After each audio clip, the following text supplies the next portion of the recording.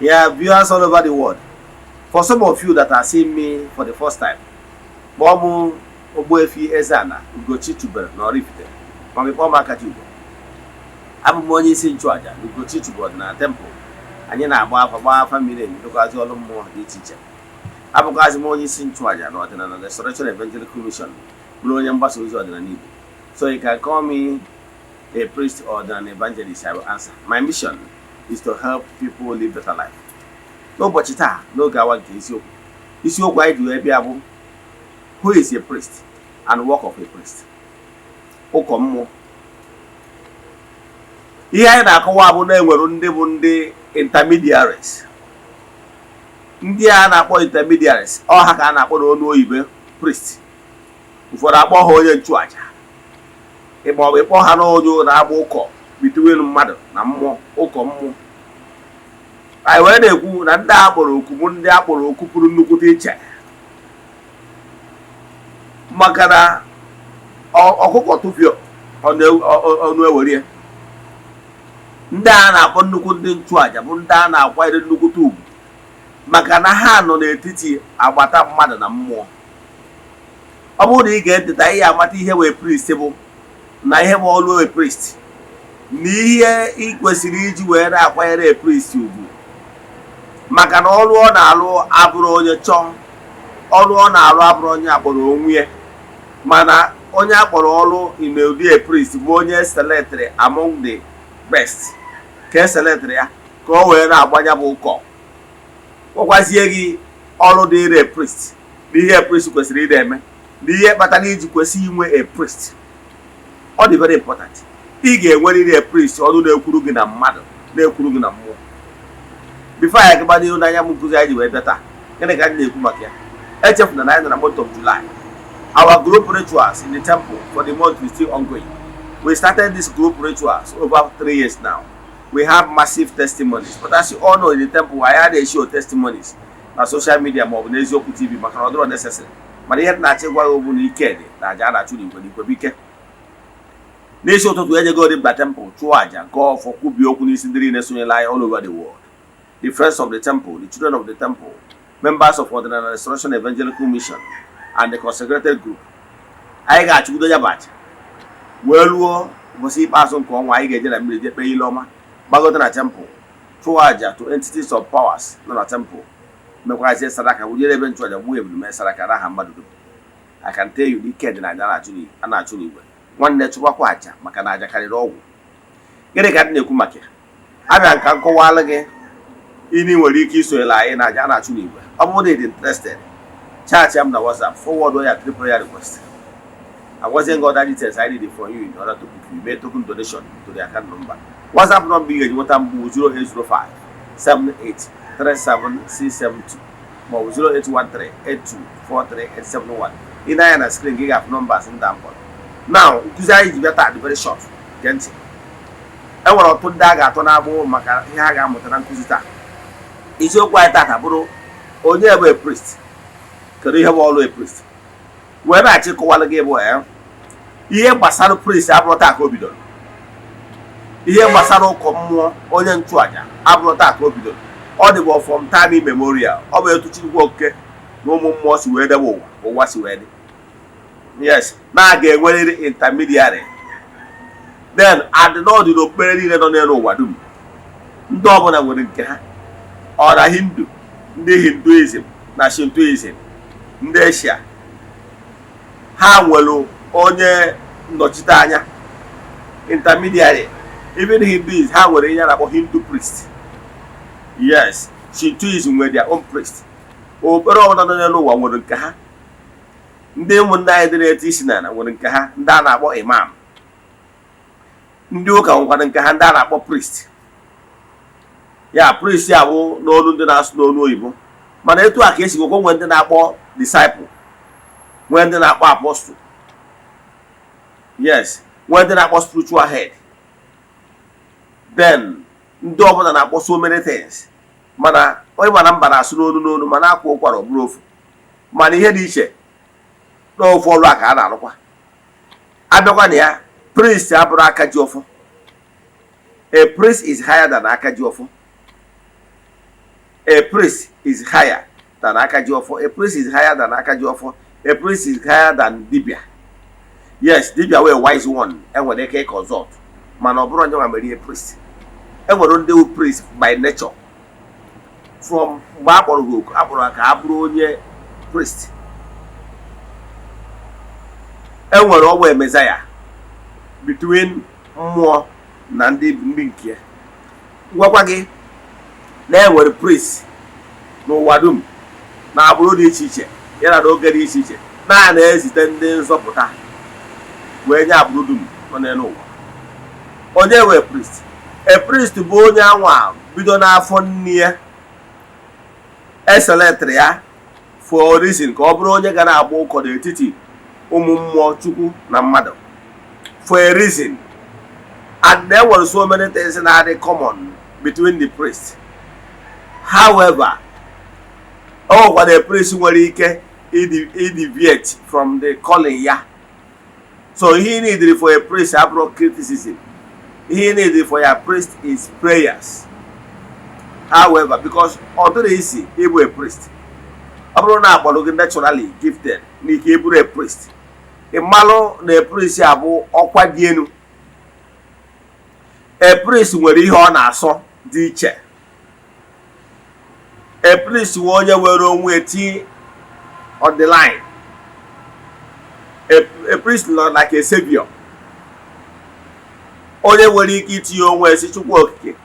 Kama ị ga-egbu ndị m mee m ihe ọbụla ị kwesịrị ime. A priest maka onye ndu. Onye bata na some spiritual set na-eme priest and leader. Ọ bụrụ spiritual head. Ọ bụrụ onye ndu bụrụ a leader. Yes. Ụmụnna anyị ndị na-akpụ isi n'ala ghọtara ya ọfụma. Onye bata ndị ha wee kesị na onye ahụ emia.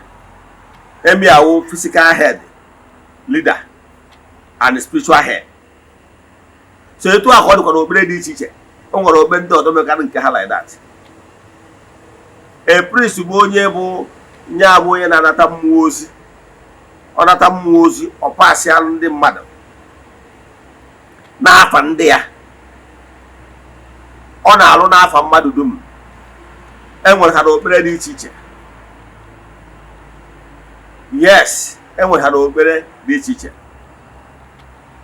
Ọ bụrụ na ije na ndị okpere dị iche iche enwere ya nwekwa ya n'Igbo spirituality.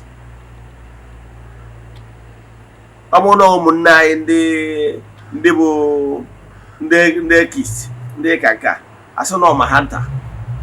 Mahanta is the spiritual head, overall spiritual head.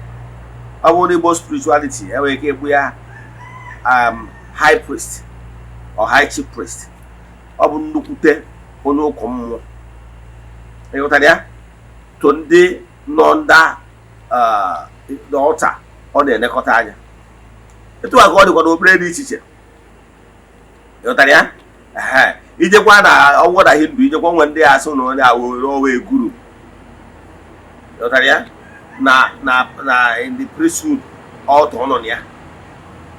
Etu a ka esi nwekwa ọ bụrụ na Great Message nye nkwara ndị nke enweghị sị na onye abụ disciple ma na onye abụ apostle. Ọ bụkwa a leader, bụkwa a priest, higher priest nọ in between ndị nke ndị ọ na-agbara ụkọ. Etu a ka ọ dị n'okpere dị iche iche mma like ịkpọwazi afa ha ncha niile n'otu n'otu mana ya na-achịkọwala gị bụ na ọ dịba from time immemorial. Ọ bụ onye ga-etinye ndụ ya na the line maka ọdịmma ndị ọzọ mgbe gburugburu na ancient time. Ijego na maka ndị ga-aja ole nke ọ dị n'akwụkwọ nsọ ije na Old Testament mgbe gburugburu mgbe a na-aka Vatican I, the ancient time, even before the Vatican I ndị ụka, a priest na-aba n'ime ebe a na-akpọ Holy of Holies. N'ebe a na-akpọ Holy of Holies o nwere onye ọzọ na-abịa na-abụ ọsọ priest. Ebe ọ na-anọ wee na-ezute mmụọ, okwu mmụọ. Yes. N'okwu mmụọ anwa o nwere ụda a na-agbanye priest n'ukwu. Onye abụ na mgbe ụfọdụ ịfụ ndị nchụaja ha kwadocha efu ka ha maara onwe ha ụdọ. Ị na-ajụ kere ihe ụda a na-alọkwa ya. Kere onye n'ime ụlọ fugoro ebe eromanka ịmara ndị Katọlik bụ ndị ụka ọdịnala ọka ị nwere idea. Yes, is true. their whatever they are doing in traditional way. Those dress na anyị na-afụ fada na-eyi na ọchị ịka ụka nwere ihe omin, onwere ihe o tinyere na ahụ enwere ihe omin. Mana taa achọrọ ka anyị concentrate ihe gbasara ihe anyị na-ekwu gbasara rope a na-amanya ndị nchụaja n'ukwu. That rope anyị na-afụ fada na-awa oyicha sutan ya ye elb ya, o welu that rope maa n'ukwu ya a na-akpọ cincho. Rope anwa represent the ancient rope a na-amanye ndị nchụaja ndị ụkọ mmụọ n'ukwu. Ọ bụrụ na ha na-aba n'ebe na Holy of Holies amanye ha n'ukwu, in case maka na Holy of Holies enwere onye na-abịa na-abụrụ so onye nchụaja. In case ọ banye ebe anwa to intercede on behalf of ndị otu ya, ndị ụka ya, ndị ọ na-achụrụ aja na ụmụ mmụọ, o nwee ka o si wee gaghị ụzọ mmụọ gbuo ya n'ime ebe anwa, duto na mmadụ anya abawa ebe a ije bupụta ozu ya, ọrụ opu a ka a ga-eji wee na-arụ ya wee dọpụta ya n'ime ebe ahụ. Ịghọtara ihe m na-ekwu? Yes, ọnya gbataja bụ the symbol. So ife ebe Reverend Fada na-edresi manye rope n'ukwu malụ na ọnyanwa, ife ebe high priest ọdịnala na-edresi wee manye rope n'ukwu ịmarụ na ihe o symbolized the ancient time a na-amanye ha rope n'ukwu maka na ebe ha ya aba mmadụ ọzọ ya abawu ya, nke ezo mmụọ gbuo ya ewere dọpụta ya. Ịghọtara ya? So a priest bụ onye na-eti onwe on the line to intercede. O nwere ike in interceding for you ogbuna, maka na ndị Igbo na-atụ ilu si na osisi bichiri ụzọ na-eri akwa mma. A priest gị bụ onye anwa ị nwere nchekwube na ya bụ ya spiritual mentor. Ọ bụrụ na o rejiere gị jekọrọ ya mkpa gị, nyanwa ga-amụ anya ụtụtụ ehihie abalị na-ekpe ekpere na-achụ aja na-alụ ọrụ n'isi gị, maka na problem shared is half solved. Onye abụ onye ga-eburu mkpa gị na-ejekwa ụmụ mmụọ na-ayọghasị ha, nekwa onye na-etu onye ahụ my daughter, onye ahụ my son, please merụ na ya ebere. A priest adịghị alarụ ụra mgbe ọbụla ụmụ a ndị otu ya nọ na nsogbu. Onye abụ onye agwaghị ihe priest, eri priest ka m na-agwa gị ihe ọ na-asọ. Ezigbote onye akpọrọ ka ọ bụrụ onye ụkọ mmụọ. Enwere ọtụtụ ihe ị ga na-asọ ndị ọzọ na-eme ịma na-eme ka i wee kwụrụ n'ụkwụ gị na-abụ, maka na mmụọ nwere ihe mmụọ na-asọ. Ọ na-ịmara ọ na-enwere nkwado mmadụ na-akwado onwe ya, a priest na-akwado onwe ya before ụbọchị o ji achụ aja. Enwere nkwado a priest na-akwado onwe ya before ụbọchị o ji achụ aja. Aja pụrụ iche etu anyị na ha akwado na temple, anyị na-akwado masalụ aja pụrụ iche anyị ga-achụ na September 16. Ọ bụ annual festival anyị na-eme. Emewego spiritual preparation towards that. Yes, ka a na-eme spiritual preparation, ka a na-eme physical preparation towards that. Now enwere ihe a priest ga na-asọ, ga na-deprive onwe maka ọdịmma ndị niile nọ under his altar, ndị ọ na-elekọta anya. Ọ bụrụ ihe niile gị nwa bụ onye ọzọ melụ ka priest ga-eme. Oh, was some of my spiritual daughter, the other one na Asaba. Oh, one a birthday, so we threw a birthday in the hotel, but I cannot go. For they make their own birthday party and everything, I cannot go. I don't go to such places. There was some certain things in the forbidden, even as a priest. Let me tell you what will shock you. Always some certain food you are forbidden from eating. And was some spiritual sacrifices you are forbidden from eating for the benefit of all. Nkebe eziokwu na able work of a priest. Upon actually the rules and the dons. If na authority or choice. Nkebe eziokwu bụ na ọ bụrụ na onye ọbụla select ya ihe ọ chọrọ. I want to have select to be a priest. Yes, because all deprive so many things. All deprive so many things that I will not even mingle with some of my mates, schoolmates, and everything. Sometimes, if they are doing some certain throwing party, doing some certain things, I will not be able to hang out with them because most of the times I will call them, congratulate them, and whatever. Yesterday, I went to Oka yesterday, so because we scheduled to make some visitation n'Awka yesterday. To my greatest surprise, anọzi m onye anyị na-eche onwe mụ na ọ bụrụgo nnukwu mmadụ n'Awka. So amaọgwụrụ m na onye maka anyị na-eche. So all of a sudden, also one of my childhood friend. Yes, I would go to full state in Onitsha here. So later some years, and so I saw post here of House of Rep, and I branded the vehicle. I'm going on a contest for House of Rep. But I didn't surprise if you're not yesterday. I'm going to go madam. Only one walk in with the security details, everything.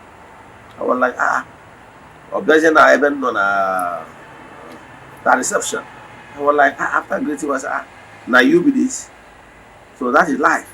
So what I'm saying that when some of those things I didn't have time for. Sometimes some of old friends once they call for parties I don't normally go because of my work. Almost on certain lifestyle. Deprived from as a priest. So if we a priest, I brought easy to work of a priest. So if we see any priest, appreciate it. Appreciate him, or easy. I want to uncover so many things you are forbidden from doing. Some of the flesh you are not free. Some of us on certain eating habits you are not free. Some of some sacrifices you can deprive one. Sometimes you go on fasting. Sometimes upon a gun on the government. From dinner and they are spiritual daughters and sons, children, or easy. So what am I saying that? Onya batalo for that for all as a priest are running away because of unsoddenness. Manankebe is Yokubuna. Being a priest is one of the old institutions from the ancient time till that, and it's not going to stop tomorrow. So what am I saying?